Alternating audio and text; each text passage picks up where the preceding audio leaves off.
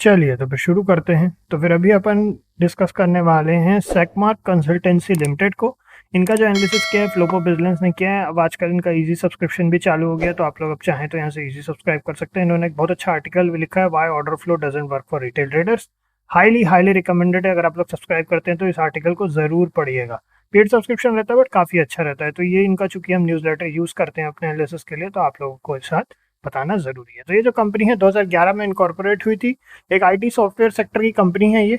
अलग अलग टाइप के प्रोडक्ट्स प्रोवाइड करते हैं, जिसमें कंसल्टेंसी, टेक्नोलॉजी और आउटसोर्सिंग प्राइमरीली, और फाइनेंशियल मार्केट पार्टिसिपेंट्स के लिए ये कंसल्टिंग और टेक्नोलॉजी वगैरह प्रोवाइड करते हैं।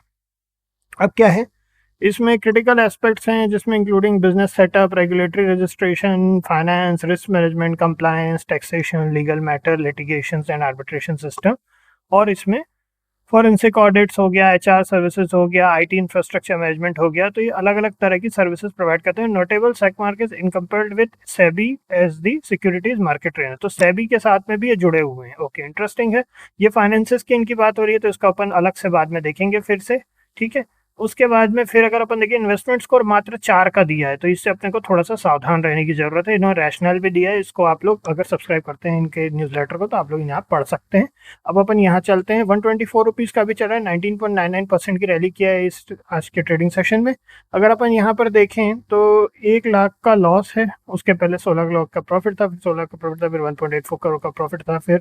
तो इस तरीके से थोड़ा सा अभी लास्ट क्वार्टर इनका निगेटिव में रहा है। अगर ईयर ऑन ईयर बेसिस पे बात करें तो 2.36 करोड़ का निगेटिव, फिर उसके पहले -5.26 करोड़ का निगेटिव था, फिर 26। तो जो लास्ट 2 साल हैं उसमें लास्ट 2 साल से इनको लॉसेस हो रहे हैं। डिविडेंड कभी पे आउट नहीं किया है इन्होंने अभी इसमें। और अगर अपन यहाँ पर देखें कैश फ्लो की बात करें, तो हाईएस्ट पॉजिटिव कैश फ्लो 4.14 का ऑपरेटिंग एक्टिविटीज़ है, और highest negative cash flow -6.26 crore का इन्वेस्टिंग एक्टिविटीज़ है।